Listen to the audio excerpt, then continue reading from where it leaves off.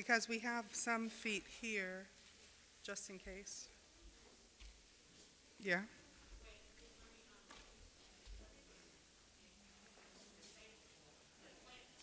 Okay. Yeah, I think that'll be a good idea.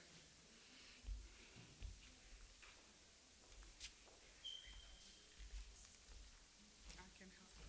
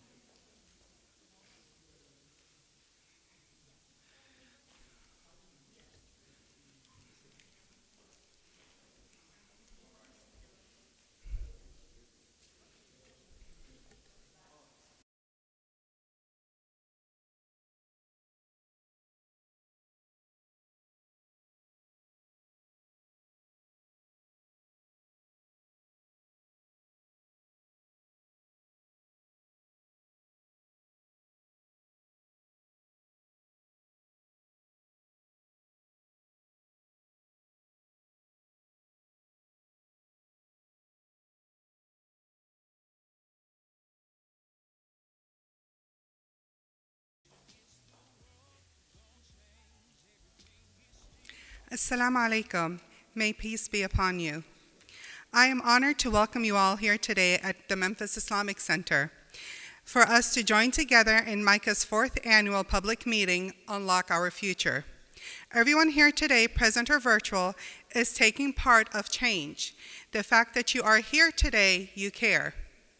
Prophet Muhammad, peace be upon him, said, "Whoever of you sees an evil action, let him change it with his hand. And if he is not able to do so, then with his tongue. And if he is not able to do so, then with his heart." And that is the weakest of faith, which is why we are all here today. I would like to start the program with a prayer, but before I do so, I would like to share with you all that the word Allah means God in Arabic. And God has many names, as we all know from our faith traditions. Please join me in prayer.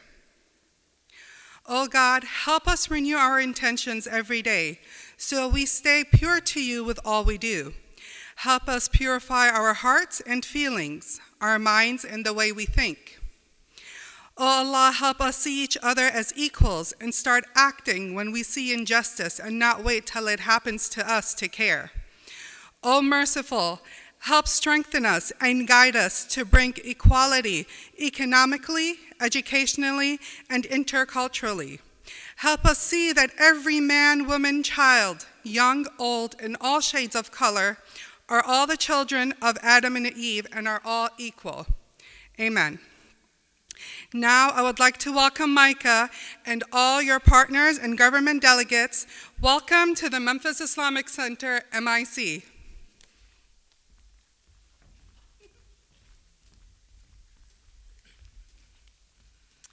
Good afternoon. I am Roz Nichols, and who are you? I am Ruth Abigail Smith.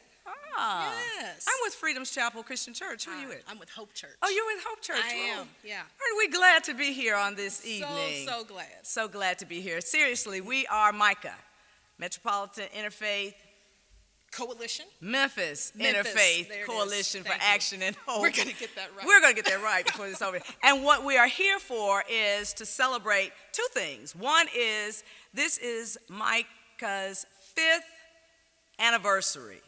It was in this month, in 2016, that we had our first meeting in the basement of St. James AME Church. And here we are, 5 years later, celebrating and having our 4th public meeting.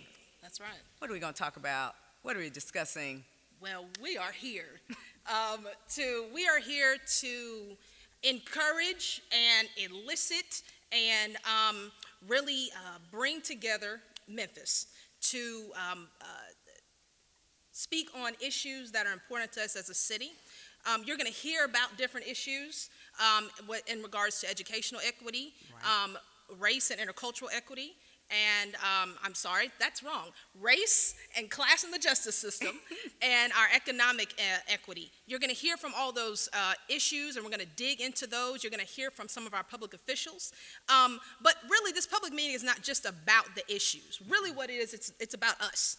Right. It's about us, and it's about our resolve to act. After we have heard these issues, you're going to hear a lot of information. After that, though, none of this will matter unless we're willing to collectively take action as a city.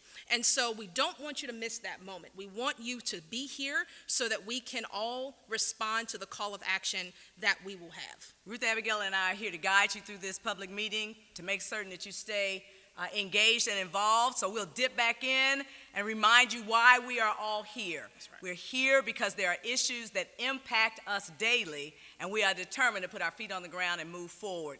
To get us started, though, in order to do this work, we cannot do this work without funding. Somebody say funding in the timeline. Funding is important. Yes, it is. And so to get us started, we would be remiss if we did not let you know what we need in order to do this work. So come on now, I think we got a fundraising call, even as we speak.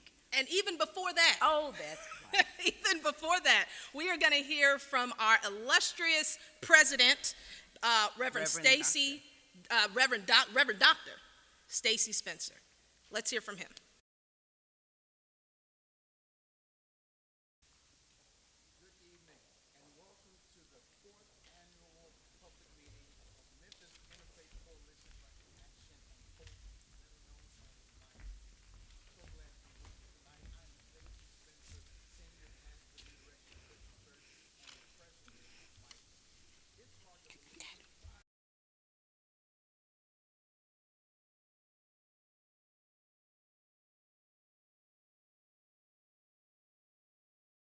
After talking with Noah and Gamaliel, we decided that we would. Good evening, and welcome to the 4th annual public meeting of Memphis Interfaith Coalition for Action and Hope, better known as MICAH.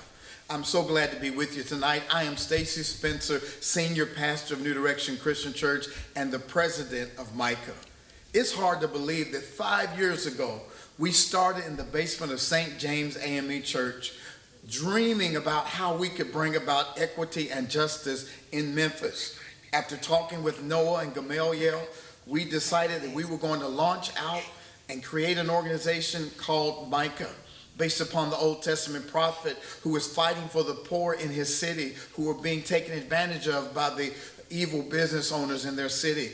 MICAH was a great prophet, and MICAH is a great organization that has grown from the 6 people in that basement to 73 partner organizations who comprise about 30,000 citizens in Memphis who are fighting for economic equity, educational equity, and racial equity. We are glad that you are here tonight, but please listen, don't come alone. I want you to invite some people, have a watch party right there on your Facebook page, invite some friends in Messenger, in group, invite them to come tonight.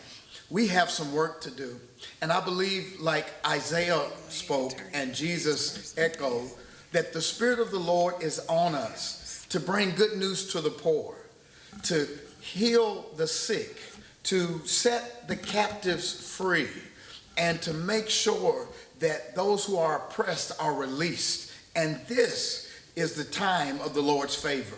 We believe that when we come together to fight against injustice and systemic racism, that we can make a difference. We are here tonight to unlock the future of our children. Thank you, Dr. Spencer. We honor our president, Dr. Stacy L. Spencer, Senior Pastor of New Direction Christian Church, for his leadership as founding president of MICAH, having served in this role since 2017. We will forever be grateful for your vision and courage to stand in the gap and to build a strong, diverse coalition, a community of everyday people with shared faith and values, pressing for a more just, equitable Memphis and Shelby County, and holding our leaders accountable to do the same. The Public Meeting Planning Committee Members are Ron Davis, Morgan Stafford, Hala Mustafa, C.K. Harley, and myself. And we would like to welcome you to MICAH's 4th annual public meeting, Unlock Our Future. My name is Reverend Aletha Washington, and I am a member of MICAH Partner St. Andrew AME Church and a student of MICAH Partner Memphis Theological Seminary. And my name is Hala Mustafa, and I am a member of MICAH's partners, AMAC, the American Muslim Advisory Council, and Memphis Interfaith. While last year we were 100% virtual and pre-recorded, we are excited that today's public meeting does include a live in-person component being broadcast from Memphis Islamic Center. And thank you again to the Memphis Islamic Center for hosting us this evening. We are gathering today to call our leaders to do their part in the unlocking the beloved, thriving community that we all wish to live in, to unlock affordable housing, to unlock fair lending and economic mobility, to unlock education and mental health care free from criminalization. Instead of mass incarceration, mass liberation. Today, we want the people of Memphis and Shelby County to have the keys to unlock our future. I will now share with you all the rules of the day to guide our time together. They are also included in your digital program. Today, October 24th, 2021, we will be broadcasting the 4th annual public meeting of Memphis Interfaith Coalition for Action and Hope. This is a meeting between MICAH coalition partners, community members who have spent hundreds of hours discussing and forming positions on our issues, and some of our community's elected and public officials. Those who have been invited to come before us today have all been advised on MICAH's key issues and have been provided in advance any questions or asks which will be addressed directly to them. Any of the public officials who do not appear today but to whom an ask has been directed have done so by choice, knowing they were also welcome to send a representative and or have their response represented in any other form. Due to time constraints, decision makers will not be given time to speak outside of answering whether they agree to work with MICAH on the solutions to the issues in MICAH's platform with a yes or no and one additional sentence. We invite and encourage participants and viewers to share their reaction in the comments chat section of the broadcast. However, no official questions or responses to community comments will be given via the chat section. We ask that all community members and decision makers be shown respect in this format. Please note that candidates for elected office are asked not to share any campaign information in the comments or posts of the public meeting on any platform. MICAH is nonpartisan. Any official called upon today is being chosen based on the issues, not partisanship. MICAH does not endorse or support any particular candidate or party, but attempts to work with all office holders to further the issues important to our community. Thank you for respecting these rules. Now I will hand it back to our MCs to keep this meeting going. Thank you.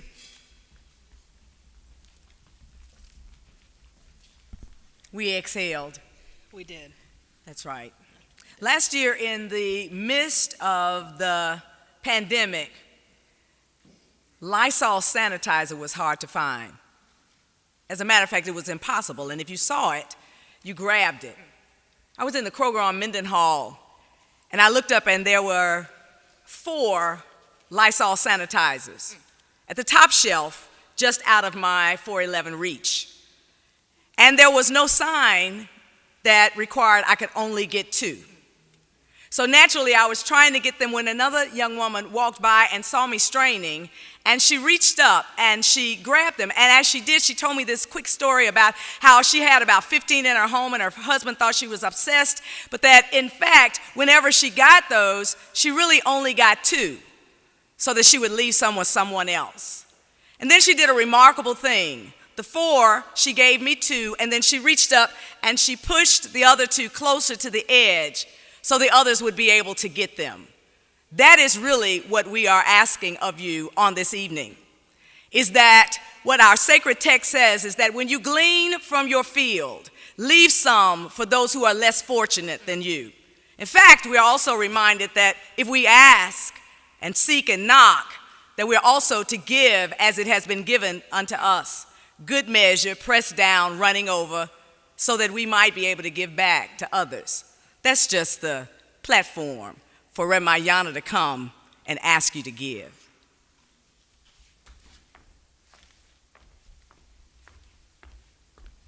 Good afternoon.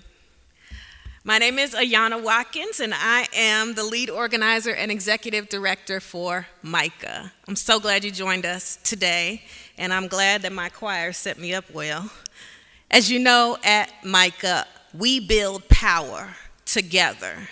We build it through organized people and organized money. The pandemic, it did impact our ability to have an in-person fundraiser. So we are taking the opportunity now to combine our public meeting and a chance for you to invest in justice. So I want you to find another device, if you're not able to do it on the one you're watching on. Navigate your way over to MICAH's homepage. You'll see a public meeting tab there and a QR code where you'll be able to donate directly to MICAH. If it's not already on screen, and if you haven't already seen it in the chat. So I just want to make sure that you know we have a few goals for today, and I'll get out of your way. What we'd like to do in this time together is raise $20,000. And the good news is that we already have a matched promise to us for $5,000. So if you can get us to the first $5,000, it will automatically turn into 10. And then after that, we only have 10 more to go. This is nothing. It's a piece of cake. And in fact, I just want to make sure that you're already getting ready, already gearing up, and that you are prepared to invest in justice today. Let me hand it back to our leaders.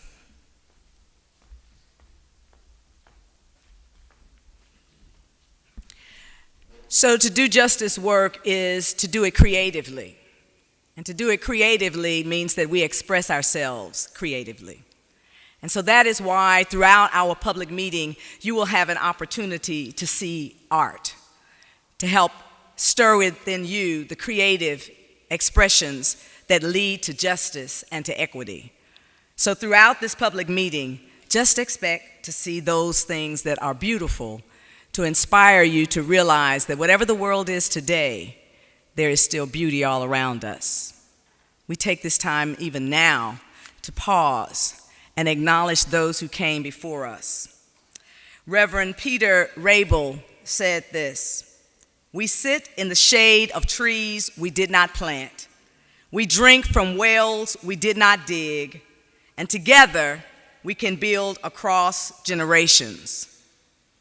We are here today both as beneficiaries and benefactors, both because someone unlocked the future for us, and because of them we accept our responsibility to unlock the future for others. Ekpe, can you come creatively and set the stage while we honor and recognize those who came before us? Christopher, Vincent, will you come as well? Because we are here, 3 generations of Memphians, representing who we were, who we are, and who we hope to be, as we honor those who came before us.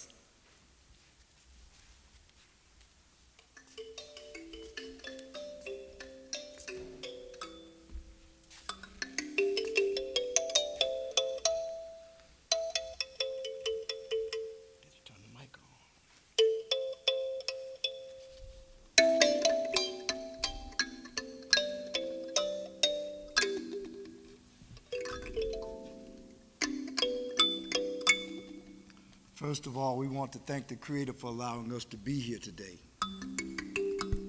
for this event. We're here to do libation. Libation is something that we do to recognize our ancestors, and we all have ancestors, no matter what background we come from. No one here gave birth to themselves. So we pay tribute to our ancestors with libation. Can everyone say Ashe? If you're in the audience listening from afar, technically, virtually, say Ashe. And for those who do not know, Ashe is a word of power and affirmation, an African word that means if it can be done, it will be done. And if it has been done, we can do it again. That's what those words mean. So we recognize our ancestors, as Sister Roz was talking about, that incident with the sanitizers. When you go to the country, I didn't grow up in the country, but my mother and father grew up in the country. And there was an old pump at my uncle's house. You had to prime the pump. But the only way to prime the pump, there was a gourd there, a bucket there. When you got water from that, before you got water, you had to pour water into the pump to prime the pump to make the water come up. But when you left, what did you have to do? You had to leave water in that vessel for the next person coming to get water. So, same thing here. We have to leave something for those. So that's what libation is about. Oh, closer to the mic. Okay. This one, okay. Do both, okay. So that's what libation is about. Leaving something and recognizing those who came before us that left something for us. Even if we had to come back again, it might be because if you don't leave water there, you might have to come back and there's no water there that you didn't leave. So, there's one African proverb that says, as long as you call a person's name, the spirit of that person is still around. And that also there are always three people in the village. Those of us who we physically see, those who are yet to be born, and those who have passed away. So I have to ask permission. Is there anyone here in the building that's in their 90s?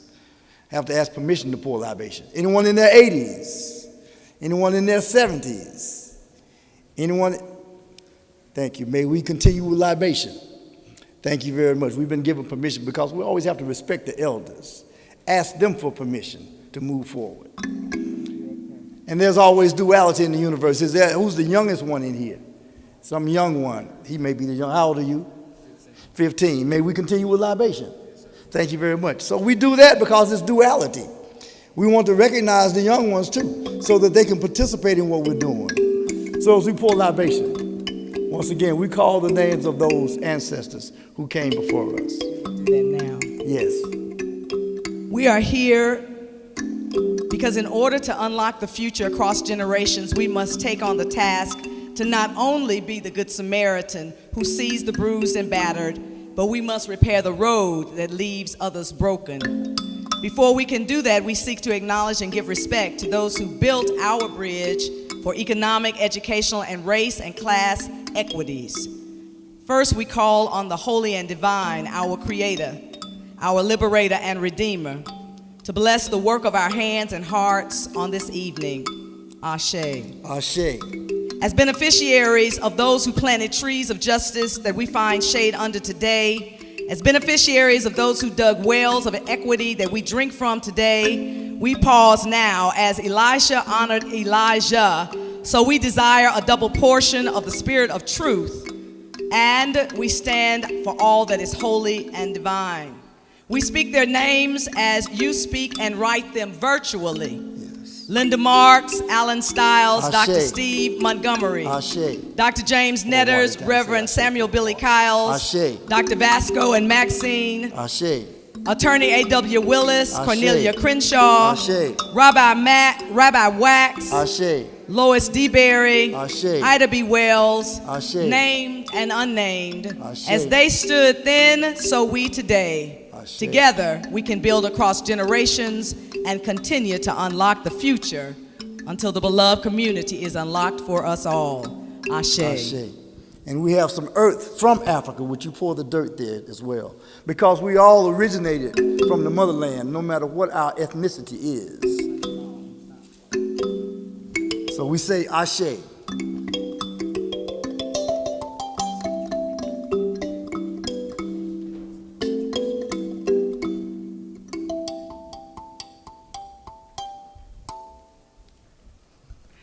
As we build the bridge, as we prepare, as we stand on the shoulders of those who came before us, in MICAH, what we are committed to is building leaders to carry on the work. We are following in someone's footsteps, but we are preparing the way for someone else. We are very excited and thrilled for those who step out of the sidelines into the work of justice and equity. Sweetrika will come and give us her story.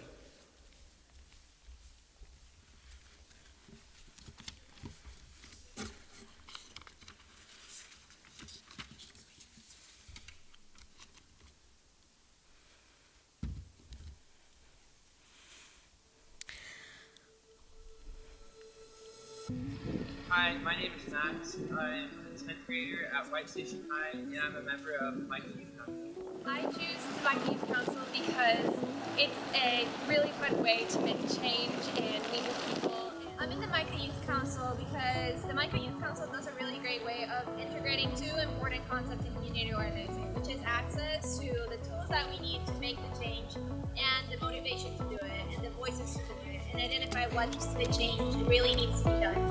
Organizing to me is like connecting all these people that need to be connected that don't know what they need to know. I think it's a powerful way to bring people together and allow them to converse over what they think should be done and have them basically use their collective voice to change something that's different. You meet people with like tons of different ideas and backgrounds, and second of all, we create change, and I think that's really powerful. And community organizing to me means that you take people from the community and we just talk about things that, like problems that we think should be solved in our community, and we find solutions. To me, community organizing is facilitating growth in the community by bringing people with different ideas into the conversation. It's run by kids. All of us run it together. Miss Sandra is really good at making sure we can work with other organizations, but we do the main part of the work to like actually make what we want to see change. Community organizing is about listening to what the community needs and bringing that change into it. Oftentimes when there's a conversation about the change that needs to be done in a community, there's just a third party coming in and saying, oh, this is what the problem is, this is how we need to fix it. But community organizing is listening to the community as to what it needs to for the community to be a better place, for the community to actually enjoy its resources and its environment. That is what community organizing is, and I think that the MICAH Youth Council does a really great way of putting youth in the forefront of that process. We're so excited. We really want you here. Yes, please join us. We need more youth voices. We meet here at Crosstown every second and fourth Sunday. Yeah, 1 to 2 p.m. And to join and get more info, go to bit.ly/MICAH.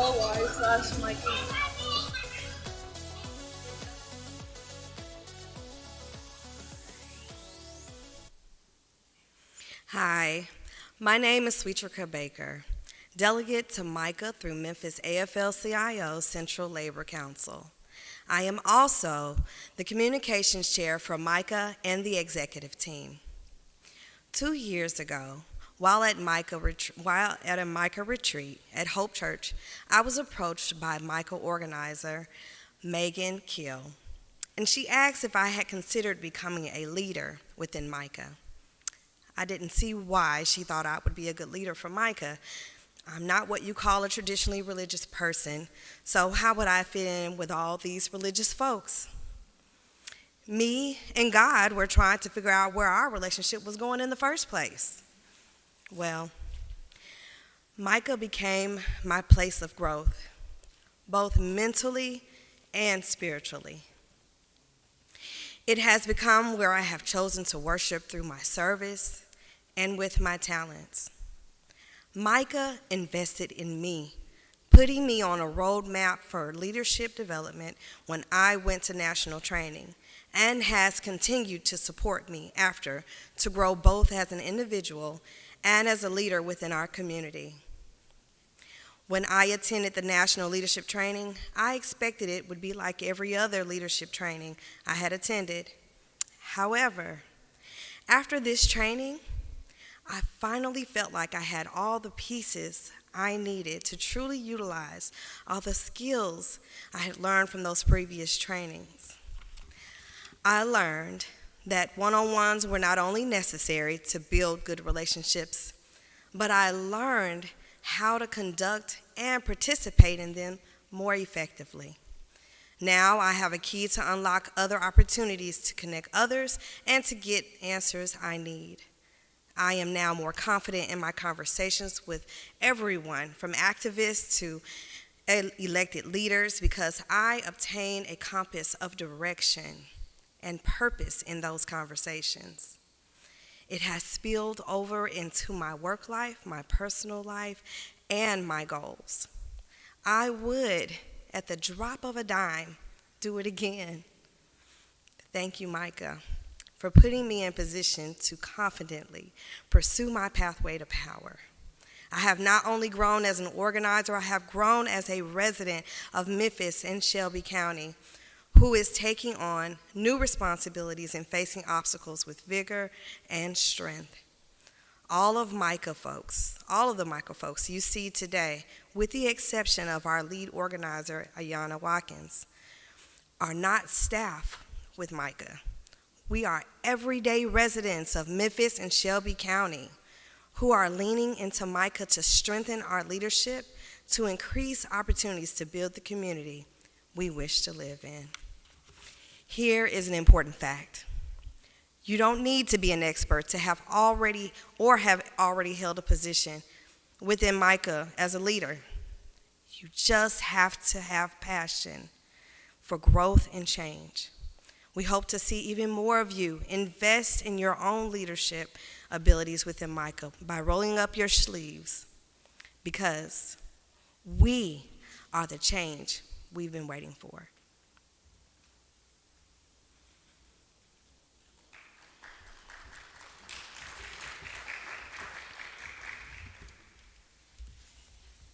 Thank you, Sweetrika. As you've seen with Sweetrika, with our youth council, we have some amazing leaders here in MICAH. And like they were both saying, the issues that we're about to dig into right now are driven by leaders. But before we get into that, not only are our issues driven by leaders, but we are also, our funding is driven by leaders. And so another goal that we would like to let you know about is that we want not only to raise $20,000 today, but we want to raise 20 new sustaining givers. So if you are not currently a sustaining giver, please consider doing that, and the information will be in the chat. The issues are driven by leaders like Sweetrika, like Roz, like myself, like our young people, right? And impacted folks that are in our city every day. I was raised in the 38126, and when I grew up, it was a very vibrant neighborhood, but it was also segregated. The schools were using books that were borrowed for someone else. And so while it was wonderful for me, it was not an equitable situation. And so what we're working toward is equity for all. And so race and class will come and share with us how they are working toward equity. And not only that, but we all know young people in our city, and we know what the state of education is. So I want you to imagine a teen who is impacted possibly by their race in our society, which you'll hear from in race and class and justice system. But also imagine that teen that now has to enter into a school which is often have overcrowded classrooms, too few counselors, and an environment that is likened more to a prison than to an academic education. And so what we need to hear is how we are holding our leaders accountable. As we move from education, we will also work through the economics that impact that same child, that make it impossible for him or her to live outside of poverty. And what happens? But we don't have to imagine, do we? Because these children live in our presence every day. Let us now see what is impacting their lives.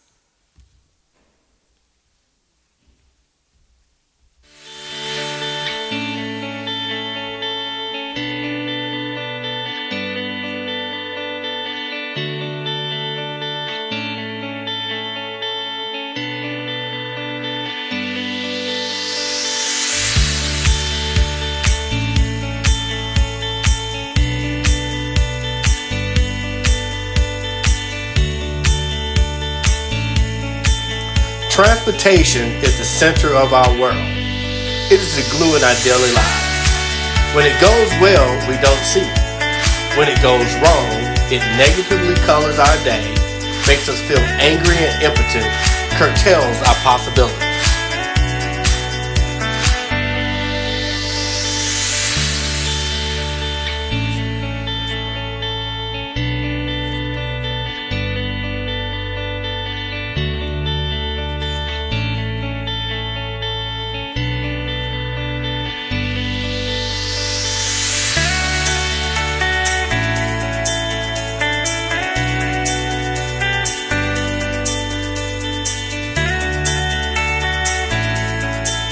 It turns out that advancing equal opportunity and economic empowerment is both morally right and good economics, because discrimination, poverty, and ignorance restricts growth, while investing in education, infrastructure, and scientific and technological research increases it, creating more good jobs and new wealth for all of us.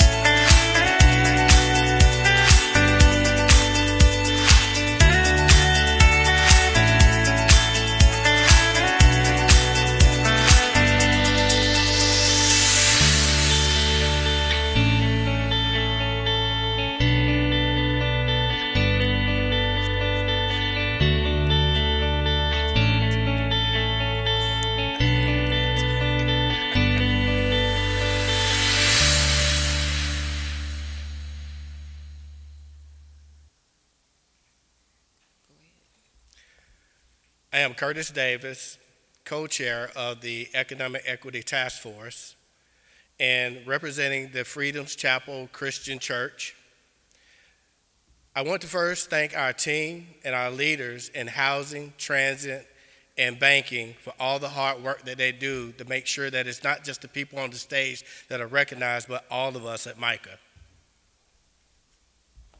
My name is Samantha Bradshaw, and I am the co-chair for MICAH's Economic Equity Task Force and delegate for Promised Land Church. Today, here we have one of our volunteers from one of the issues that we have been advocating for. We have Ms. Deborah Brenham, who will share her story of how she grew up in Foot Home, and she's watched the progression today.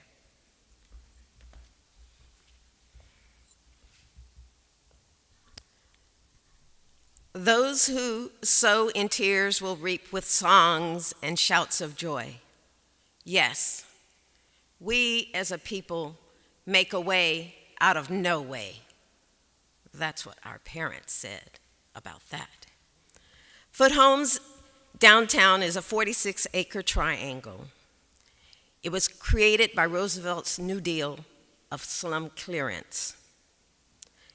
It was created over the strong objection of the strong middle-class community that existed there.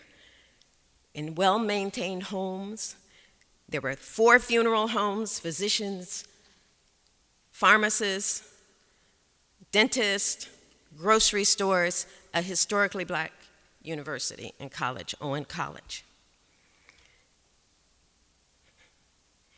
In 1953, Boss Crump sought to solidify this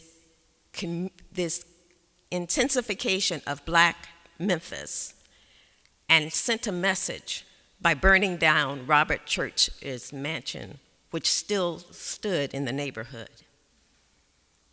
I was nearly 4, and it wasn't long after that that our parents moved us out of Foot Homes. Foot survived that, dodged Hope 6, and is now the object of choice neighborhoods. Yes, we make a way out of no way. Oh, so much that I remember and was told. Mom said that Dedrick Jr.'s tongue would not come out of his mouth, and she grabbed him up and ran to Dr. H.H. Johnson, who clipped under his tongue, and that was right down the street in Foot Homes. Yes, we make a way out of no way. Foot Park is for the third time the object of HUD and its Choice Neighborhoods program. We in MICAH are monitoring the return of Foot Homes residents to the new Foot Park. We learned just Tuesday that that HUD and the local housing authority is seeking to establish an endowment to provide supportive wraparound services for Foot Park residents. Yes, we make a way out of no way. Those who sow in tears will reap with songs and shouts of joy, and we in MICAH will be monitoring.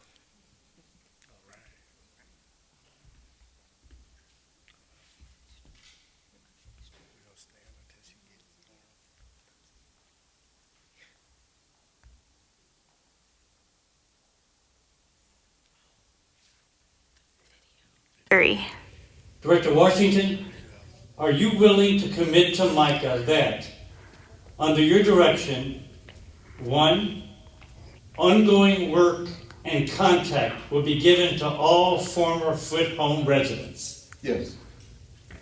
2, a viable rent will be offered each household from the former Foot Home residents who wish to return and who are in good standing. Yes. 3, over the 6 phases of Foot Park development, over 55% of the units, 393, will be reserved for households at or below 50% of the area median income. Yes. And fourthly, Memphis Housing Authority, and with you as its director, will continue regular meetings with MICAH delegates. Yes. Thank you. You're welcome.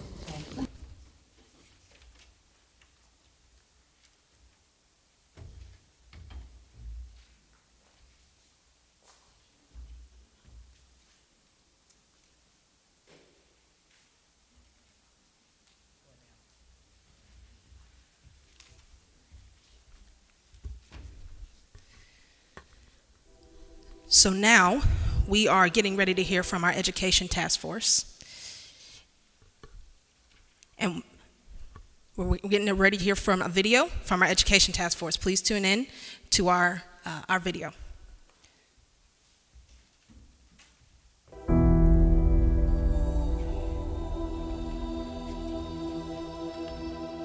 I do hope that people can relate and understand it is okay not to be okay, and it is okay to talk about it.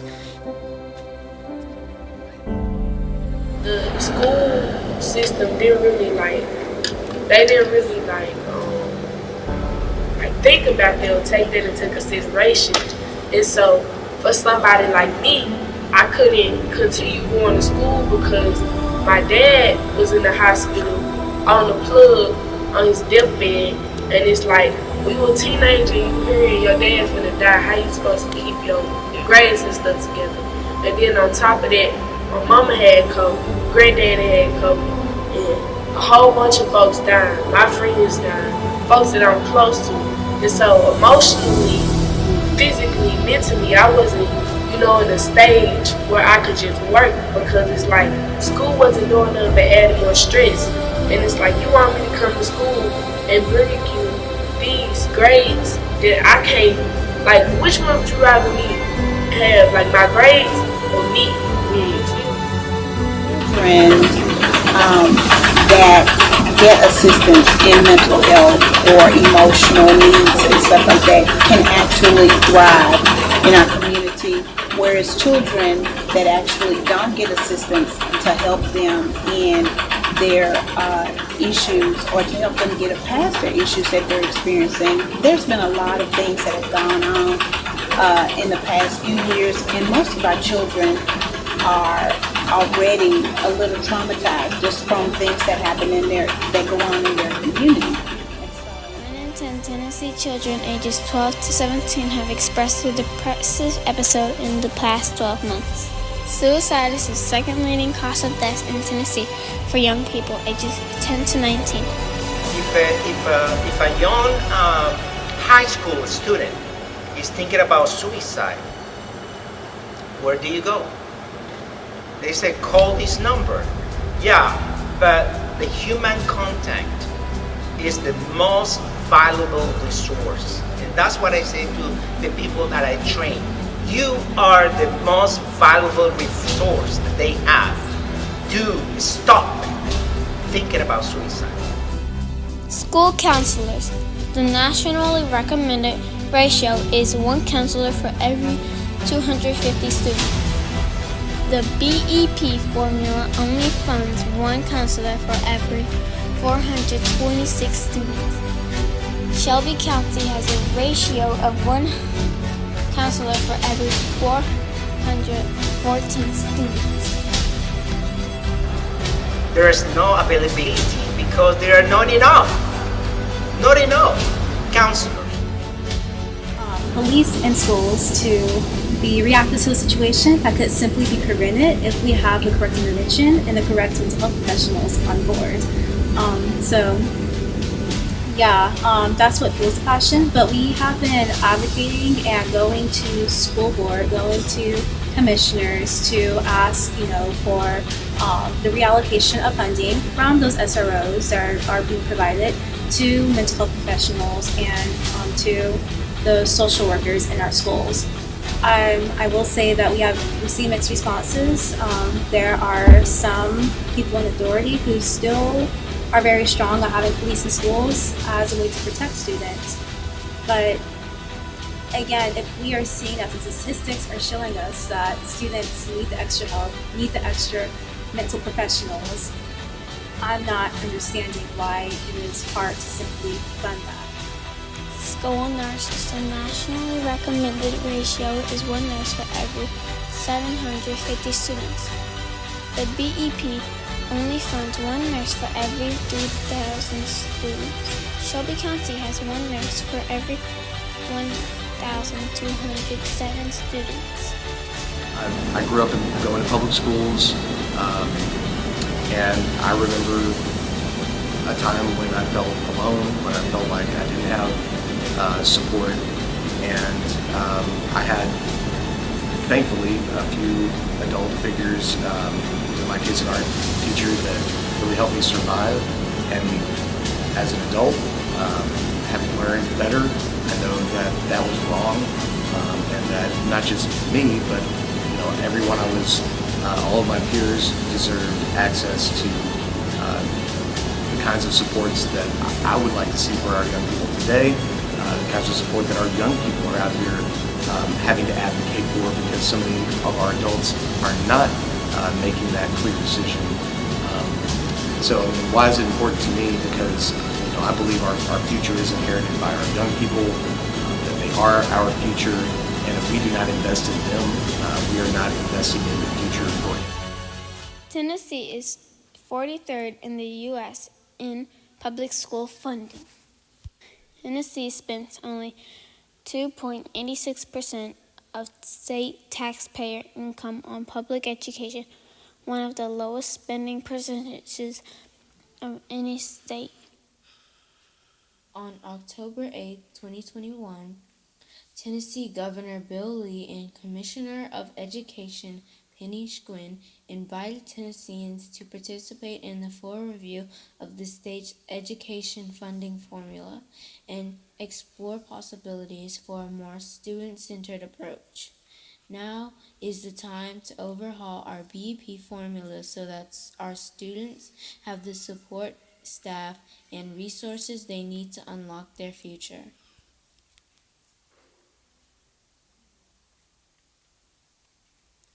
Hello, my name is Dr. Alexis Gwen Miller, and I'm co-chair of the Education Equity Task Force.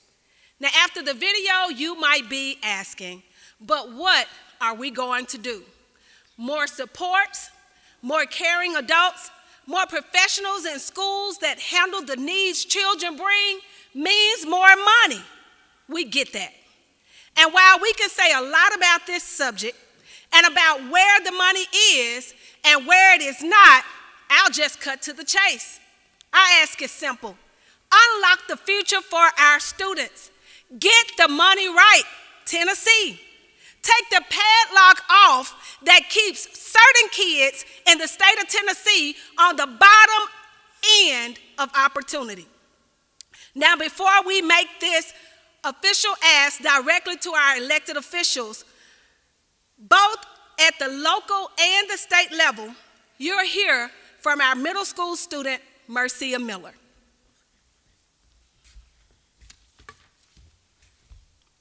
My name is Marcia Miller.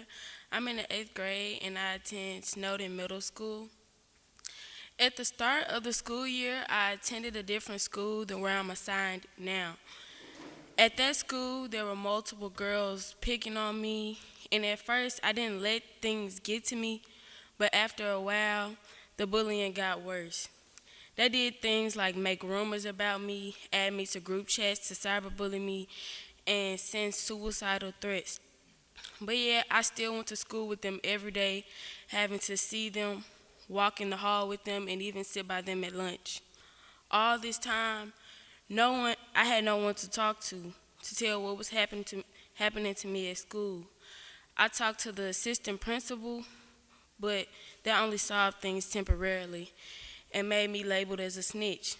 So after days and days this continued, I was fed up and decided to take matters into my own hands and show them they couldn't bully me.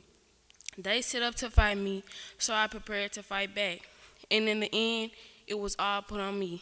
I was labeled as the aggressor for standing up for myself since I had no one to do it for me. The girls got suspended for 5 days. My result was expulsion, a sentence to alternative school, and involvement with the police for getting bullied. This is not okay.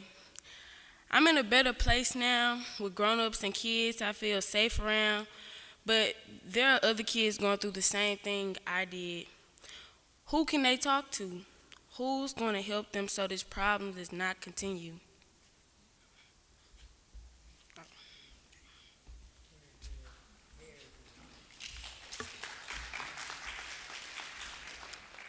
Thank you, Mercy. Good afternoon. My name is Vanita Doggett, and I serve as the Education Equity Task Force co-chair. Today, we are honored to be joined in person by Shelby County School Board's member chair, Michelle McKissick. We've heard the ask of our students, and we've seen the powerful testimony given by Mercedes Miller. And today, we ask that our elected officials stand with our students to ensure that their needs are met.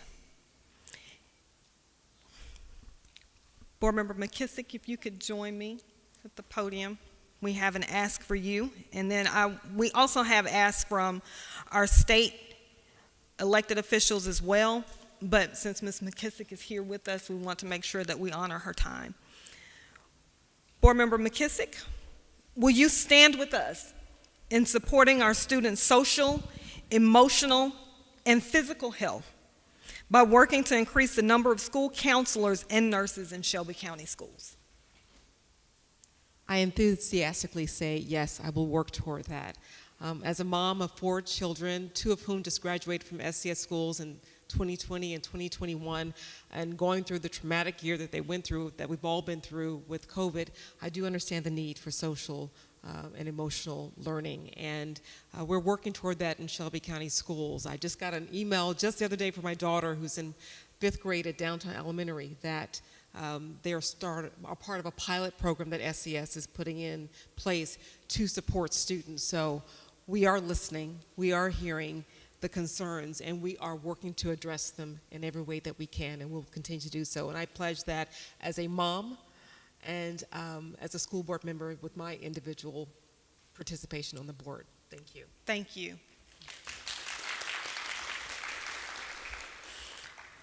Board member Stephanie Love could not be here in person. I know that she was doing multitude of things, but she wanted to provide a statement.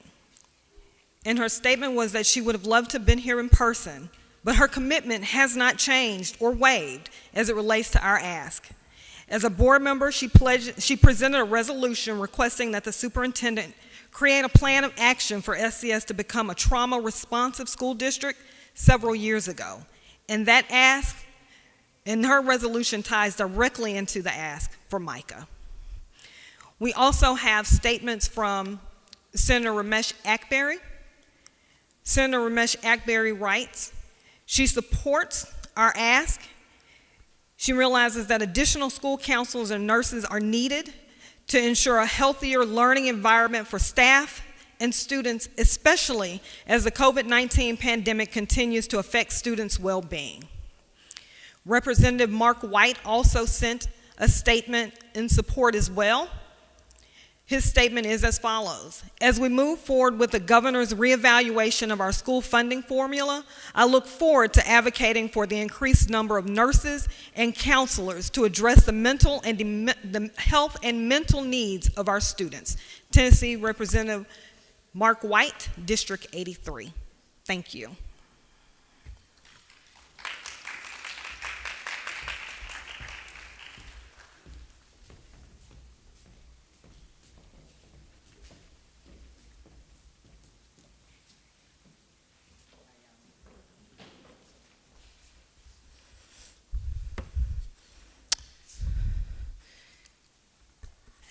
As some of you know, during our public meeting, we have what we like to call a partner roll call. For those of us that are used to that, we know what's about to happen. So, MICAH is a coalition of over 70 faith partners, 70 faith, labor, and community organizations who are partnering for power and acting for justice in Memphis, Shelby County. We represent our beautifully diverse city and county and strive to create the beloved community for each and every resident. Part of our public meeting includes having our partners show up in support of the issues and work of MICAH. If you are a part of a partner organization, please comment in the chat to let us know which partner organization you're from and let us know that you are here. Let us celebrate and lift up one another as we continue joining together, partnering for power and acting for justice, pressing on and unlocking our future. Thanks, Ruth Abigail. We have come to a critical point in our public meeting. We have talked about education, we have talked about economics, but we want you to stay tuned.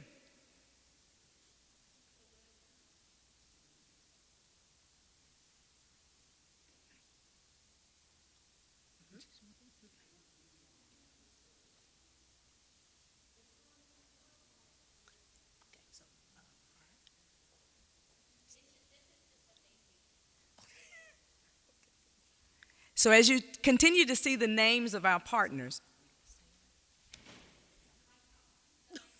Oh, okay, that's great too. I'm looking at green right here. That's all right. That's amazing. Excellent. That's comforting to know. They're not going to invite us to the Oscars. We're on. We're very grateful for all of our partners and for our new partners that are going to join us because of the public meeting. And you have already heard a lot. We have talked about economic equity. We've talked about educational equity. You've heard from those who are impacted. But we want you to stay tuned. We are still bringing you critical information around race and class equity. We have improvements in 2016, there were those who could not vote, but thanks to attorney Camila Turner and others like her, and for residents like Kedron Franklin, we know that your voting rights can be restored. And so we want to bring to you the updates that we are working around those victories regarding expungement and restoration, about work that we still have to do as it relates to policing, and most importantly, mass incarceration, particularly around our youth and children. But now, Ruth Abigail? But before we get to that, as we have wanted to note throughout this entire thing, this work isn't done for free. This work is not done without your financial support. And so to update us on where we are right now with our goals, which again is $20,000 with a match of $5,000 and 20 sustaining givers, we are going to welcome back up our lead organizer, Reverend Ayanna Watkins, and our leaders, Sweetrika Baker.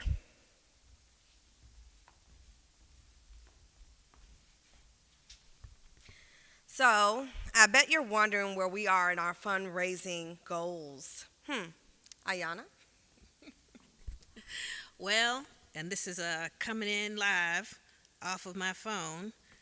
We are $1,540 away from hitting the $5,000 we need for that first match, okay? I knew y'all would come through for us, and it is happening. I'm so excited. So please keep giving. Share the video with your friends. Share the giving link with your friends as well, because when we have our own money, we can do our own things. Amen? Amen. So now, I just got a fresh update. We are $540 away from that $5,000 match. Keep it going, y'all. Keep it going. Many thanks to all who have given thus far. If you haven't made or increased your investment yet, there's no time like right now, and no better season, no better reason than the difference it makes in our communities and our own lives. You've heard our story, you've heard my story. How many more of us are just waiting to come out of our shells, out of the feeling of powerlessness, and out of our own heads and into this movement with other leaders like the ones you've seen today. So let's keep it going, you all, right?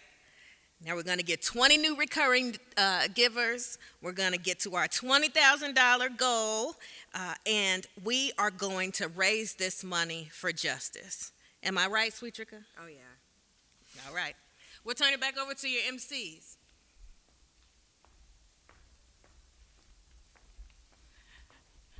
I am a reoccurring giver, but Ramayana, I commit to upping my monthly reoccurring gift, and I invite others to do likewise.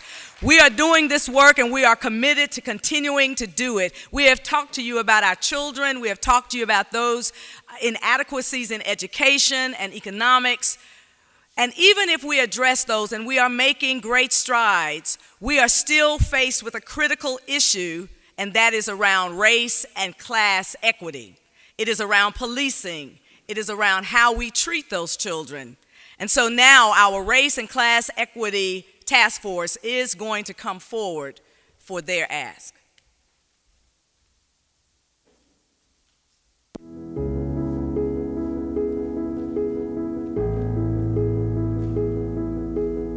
One case that hit me in the gut was the Keaton Larson case in Minnesota. He was a 22-year-old with a history of mental health illness, and his brother called for assistance because he was suicidal. The encounter did not go as well as planned, and the police officer who did try to de-escalate the situation ultimately was the one who shot him. And while most people do not lose their lives in these situations, many people in crisis do get arrested. And it's just heartbreaking for everybody involved. The families who call for help for their loved ones, the person in crisis who needs mental health treatment, and the officers who are responding to situations without professional training for mental and behavioral health. And how did we get here? How did we get to the point where law enforcement is responding to mental and behavioral health crises? From the 1960s to present, the population of institutionalized mental health patients shrank by 90%. At the same time, the number of incarcerated individuals tripled. Outdated treatment laws demand that a person become violent before there is intervention. And this drives those in need of care into the criminal justice system rather than the public health system. We're criminalizing the mentally ill. On record, there are nearly 15% of men and 30% of women who are booked into jails that have serious mental health issues. Our school systems have decided to reduce the number of counselors in lieu of law enforcement, then putting our children at risk too. And we just received this morning some statistics from the Shelby County Sheriff's Office. They currently have in custody men with mental illness, about 25% of those detained, women with mental illness, about half of those detained, and youth, about a third of those in custody have mental illness. Many communities across the country are developing civilian-led teams of mental and behavioral crisis professionals. And here in Memphis, we do have some small but limited programs started. One of the longest running mental health crisis programs is CAHOOTS in Eugene, Oregon. CAHOOTS is the Crisis Assistance Helping Out in the Streets. They work closely with the Eugene Police Department, helping each other deal with these cases. Federal funding for these programs is available with the American Rescue Plan funds, and the CAHOOTS Act is proposed in the U.S. Congress to provide federal funding for these programs. What we've discussed is that we are looking for an alternative to the ways in which Memphis and Shelby County has been addressing mental health from a criminal justice system. Right. And that what we know is that there are limited resources. There are limited resources among our police with their training, their abilities, and limited economic dollars and cents kind of resources. But what we at MICAH are asking is a reallocation so that our police are best able to use their gifts and abilities to protect our community, while at the same time using community-based policing that trains those with resources and gifts and talents to help the mentally ill provide that care, so that holistically, rather than being punitive, we are being restorative and our community as a whole is made better. In unlocking our future, we hope that mental and behavioral health crises are handled in our public health system and not in our criminal justice system. Unlocking our future for individuals who have been incarcerated, who...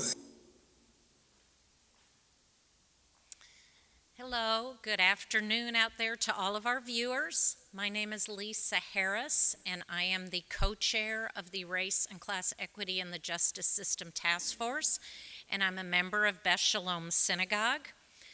Shelby County Sheriff Floyd Bonner had planned to be here with us today. We heard about 15 minutes ago that he had a family matter to attend to and wasn't going to be able to make it, but he has given us responses to report. Our ask of Sheriff Bonner was, would you support and help facilitate the diversion of mental and behavioral health crisis incidents to civilian-led teams of trained professionals in order to free up and reallocate law enforcement to community policing? Sheriff Bonner has responded yes to our request, provided that the safety of these trained professionals is assured. We had a second follow-up ask of Sheriff Bonner, would you agree to meet with MICAH quarterly on this mental behavioral health crisis issue with the option to connect more regularly regarding pressing community policing issues? And Sheriff Bonner has responded yes.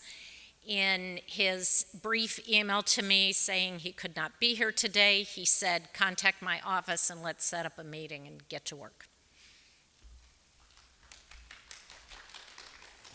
And I am Alandria London. I'm a delegate with Freedom's Chapel Christian Church, DOC, and I'm the co-chair of the policing subgroup. I'm here to say that we asked the same two questions to Chief Davis. We had a very constructive meeting with Chief Davis about our ask, and she has agreed to continue discussions with MICAH about these matters. I'm also happy to report that Chief Davis did send a representative from her office, Colonel McNeil, and so that, I think, proves that she is connected. Thank you.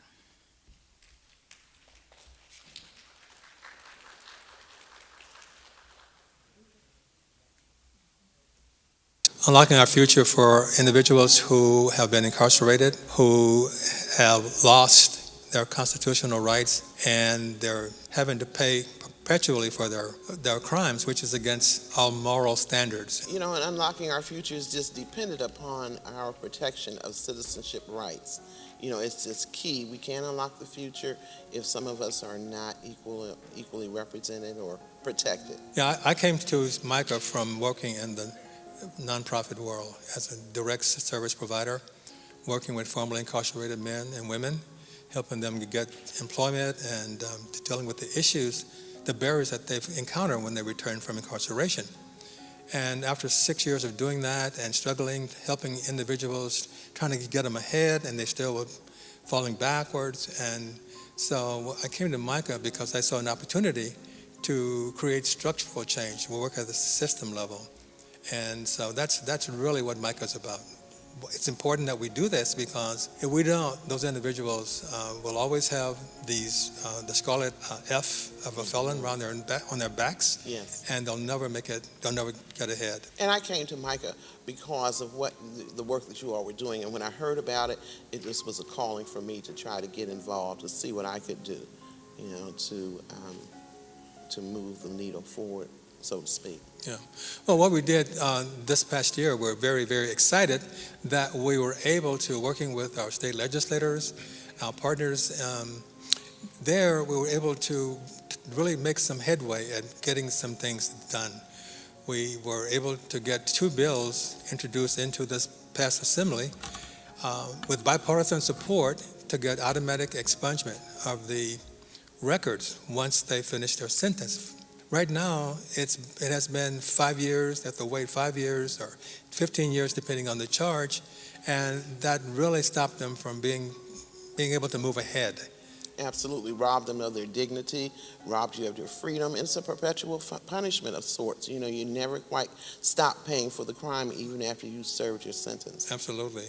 And the other bill was the voting rights. Yes. Restoration of voting rights, and both of those should be, I mean, those are basic citizenship rights. And so we're very excited and thankful for our Representative Senator Akbari and Representative Mark White, who co-signed on the bill, and Representative London Lamar and Antonio Parkinson were very instrumental in helping us move that needle and get those bills in this assembly. And they're moving forward, and we're still pushing forward on those bills. So we hope to see success on those this next year. Absolutely, and those bills could have such an impact on one's life, housing, health care, economically, you know, in addition to being able to vote and have somebody speak for you. So we celebrate that and look forward to more and more things. Absolutely. We're here to talk specifically about mass incarceration and its impact on not just Shelby County, but at the greater community. I think most of us are well aware that the United States is the most incarcerated country. We're also the most violent country. Our incarceration rates are not solving anything, and instead they're very harmful, not just to the individual who is facing incarceration, but also to their families, their neighborhoods, their communities, and to the county at large. I think it's really important to lean into a quote that Frederick Douglass made. It's easier to raise strong children than to repair broken adults. And I think that that's really, really important, right? I think it's important for us to lean into that.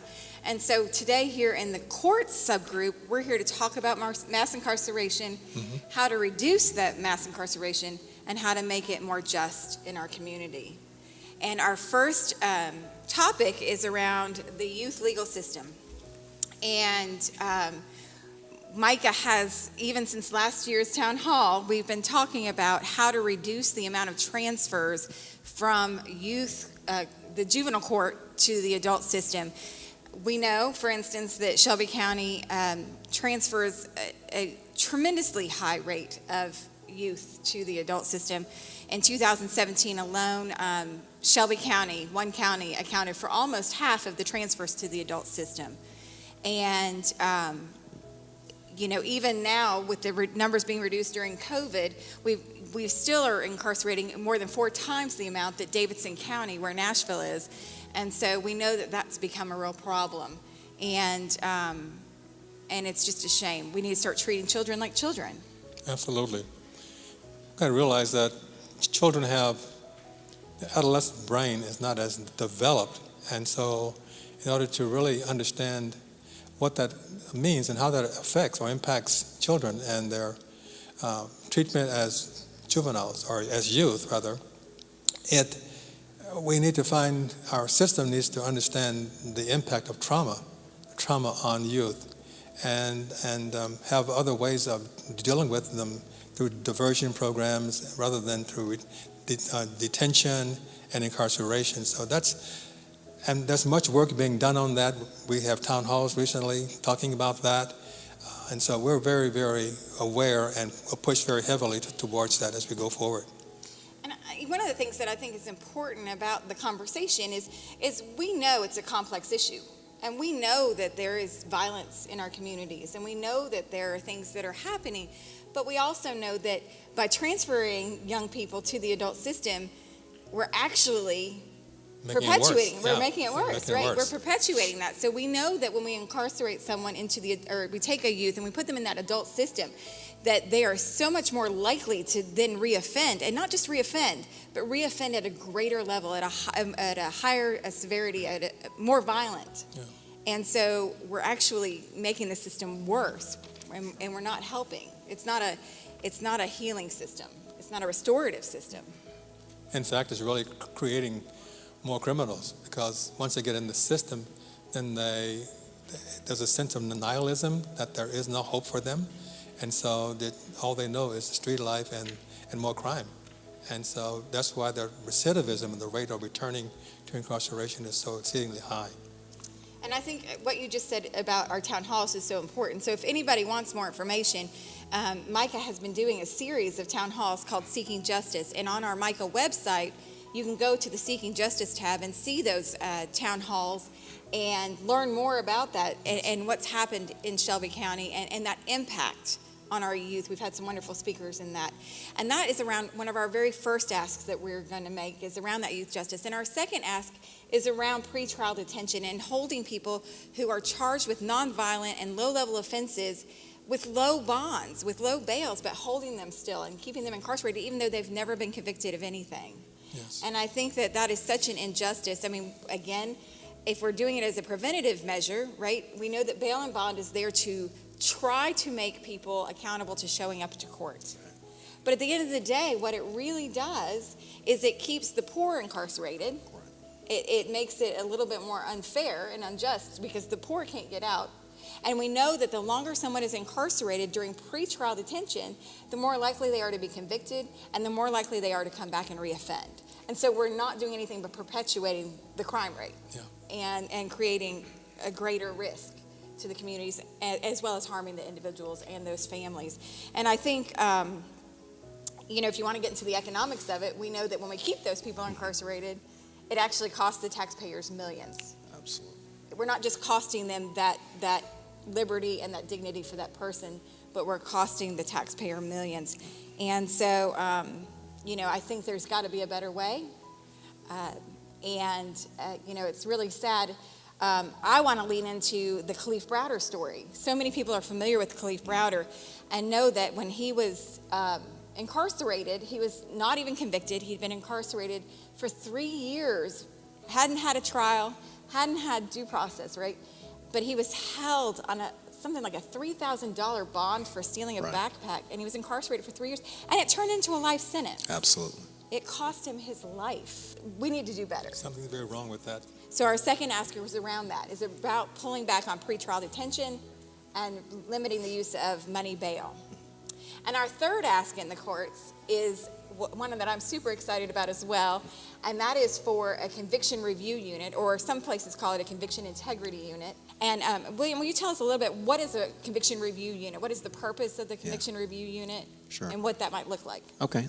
A conviction review unit is a unit of individuals, normally attorneys, investigators, and staff, who actually review cases where individuals were convicted. It's normally led by a district attorney or his or her staff. And I actually was perhaps the first person in Tennessee to receive the benefit of a conviction review unit. In 2013, I was wrongfully convicted in Nashville, Tennessee of crimes that never happened. And I was sentenced to 25 years. I spent 6 years and 9 months in the penitentiary.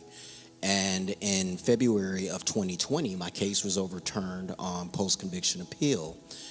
Sentence vacated, and it was the conviction review unit in Nashville, Tennessee, led by District Attorney Glenn Funk, that dismissed my charges. But in order for that to happen, there was a process, and that process included me filing an application of actual innocence and submitting a number of documents. So when individuals think about conviction review units, it's not just they review everything, and it's an opportunity for everybody to get a, for lack of a better term, a get out of jail free card. But you actually have to go through a process where your case, the circumstances around your conviction are actually vetted.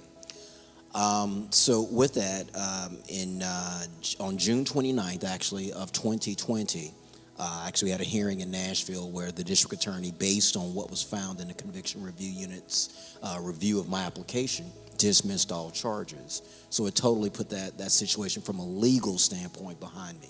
But when you think about the idea of people, and that's what we're talking about, and I'm sorry I didn't say it on the front end, I want to thank MICAH for giving me the opportunity to be here today. I do appreciate not only it, but the work that you all are doing. And when we talk about people, which is what this is all about, we're imperfect. We are imperfect. And when you think of doing your job as a district attorney, and you think about district attorneys in larger urban cities where there are a lot of cases, you're going to make mistakes. And it's simply a way for you to have a sort of internal oversight of what you've done. It's an opportunity for you to say, we're not perfect, we don't always get it right, but we want to make certain that we do get it right. There's no way for us to accurately know how many people have been wrongfully convicted in America. And when you think about the state of Tennessee, there are 95 counties, so that's probably about 95 district attorneys. There are less than 30 conviction review or conviction integrity units in America alone. So when you think about what Tennessee alone could do, and right now we only have one conviction review unit, and that's in Nashville. So when you think about a Memphis, a Knoxville, a Chattanooga, even a Jackson, there is a need for conviction review units. There is a need for district attorneys, if you are truly representing the people, to be about the people, and this is one way. I think that's awesome, and I think that sums up our last ask, which is that we would love to see that conviction review unit in place here in Shelby County in our own district attorney's office. Hello. Good afternoon. I'm Ernie Hilliard, and I am co-chair of the Race and Class Equity in the Justice System Task Force for MICAH. I'm joined this afternoon with Janice Lee, MICAH's Vice President, and Mr. William Arnold, who is the Tennessee Reentry Director. As a part of the court's subgroup, efforts to seek a more just and equitable legal system in Shelby County, following an in-person meeting on September 30th and several additional emails, our subgroup sent the following email this past week.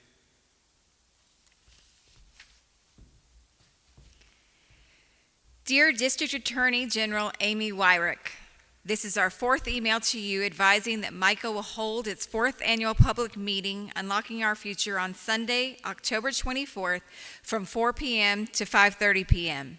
On October 13th, your assistant Carolyn notified us by email that due to a prior commitment, District Attorney General Amy Wyrick will be unable to attend the fourth annual public meeting on October 24th.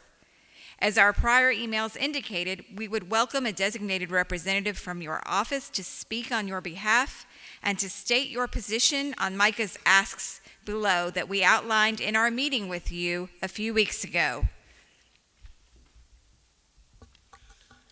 Will you work to stop requesting the transfer of adult court of youth who are not accused of being directly responsible for serious bodily injury or death? 2, will you help limit the use of pretrial detention by creating a money bail policy within your office that prioritizes release and the least restrictive means of release as directed by Tennessee Code annotated section 40-11-115? 3, will you create and implement a conviction review unit within the Shelby County District Attorney's Office, following examples and best practices outlined by the Quattrone Center for the Fair Administration of Justice? If you are unable to send someone to speak for you publicly, you can provide your written responses to us in advance of the meeting to share with those in attendance. We look forward to hearing from you. Regrettably, MICAH has not received a reply, and neither has General Wyrick sent her representative here to answer MICAH's ask.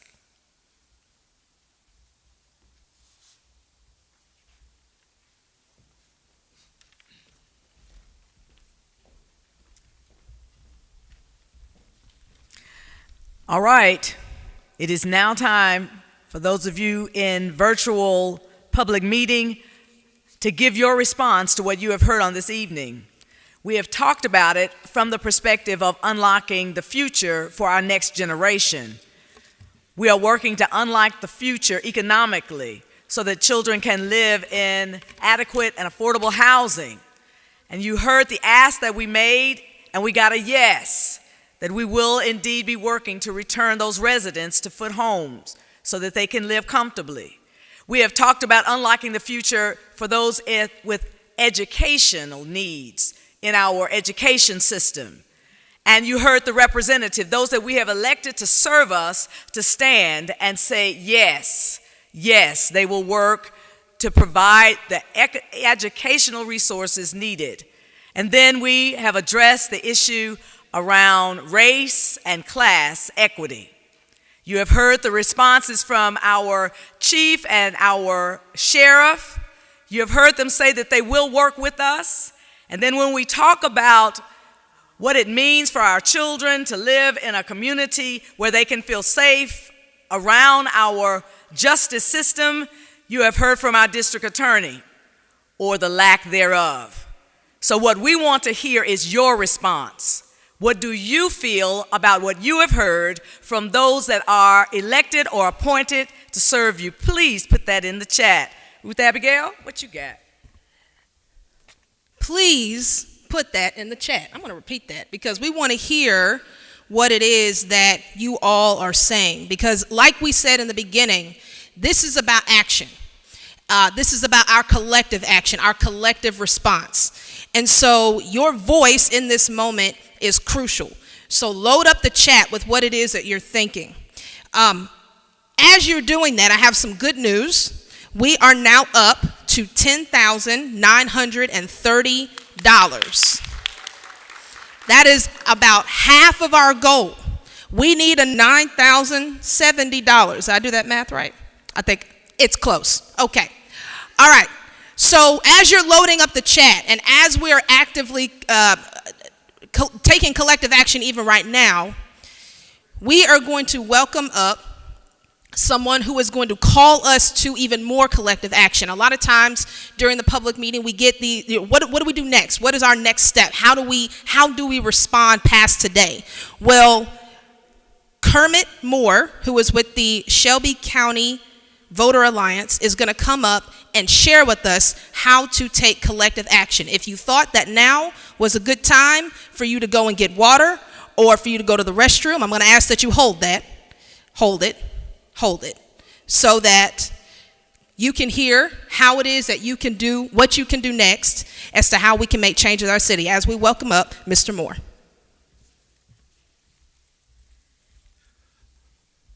Good evening, everyone.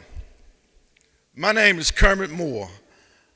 I work with the Memphis A. Philip Randolph Institute, which is a proud founding member, along with MICAH and others, of the Shelby County Voter Alliance. The Shelby County Voter Alliance unite nonpartisan, nonprofit, 501c3 organizations in Shelby County to register voters, increase voter turnout, and ensure access to the polls, and fight for racial equality at the ballot box.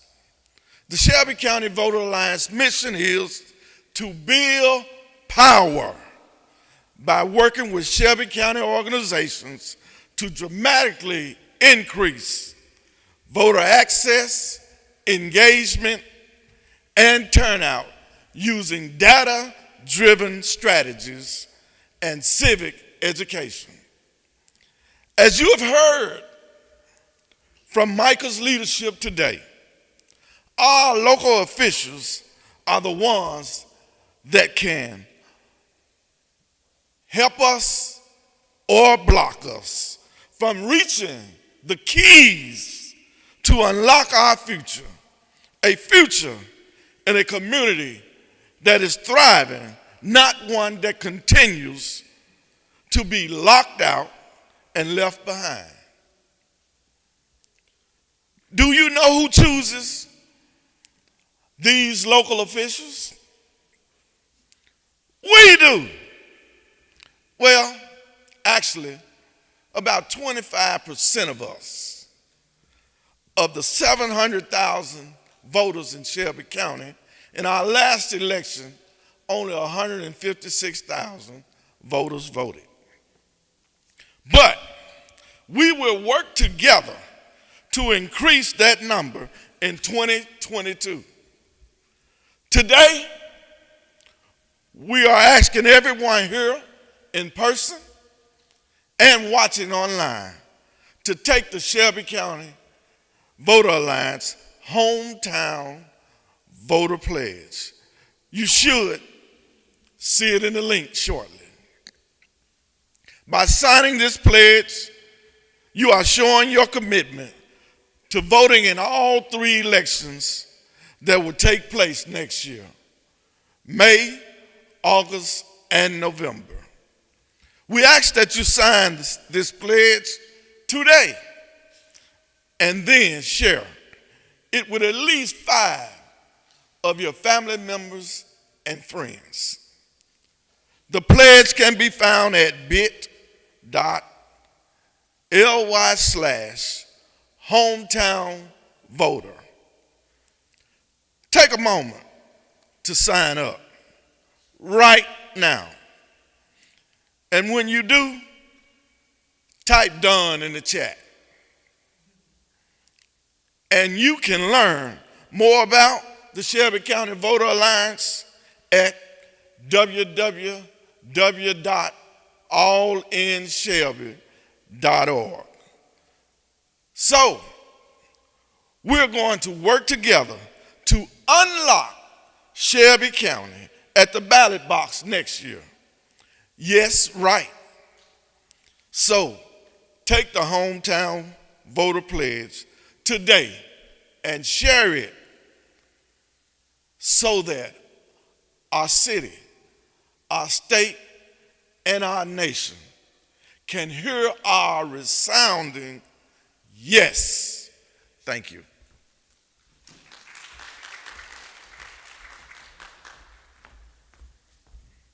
Thank you, Brother Moore. I hope you're doing it. I hope you are making it happen right now, taking that hometown voter pledge, putting it in the chat that you've done it. Do it now, do it now, do it now, because we have come to the end of our meeting today. And together, I want you to know what we have done. Together, we have raised, can I get a drum roll, please? $11,030. Not too shabby. But you know, we're not going to give up.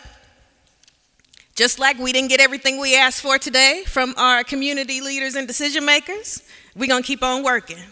And even though we didn't make it quite to $20,000 today, we're going to keep on working. So like, comment, and share this video. It should be up soon on Facebook and YouTube.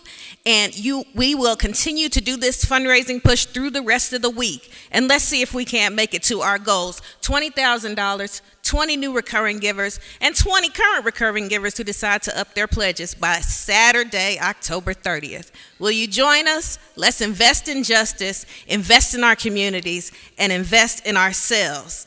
You're going to tell your friends, you're going to share this video, and let's gather our resources for our own liberation. Amen?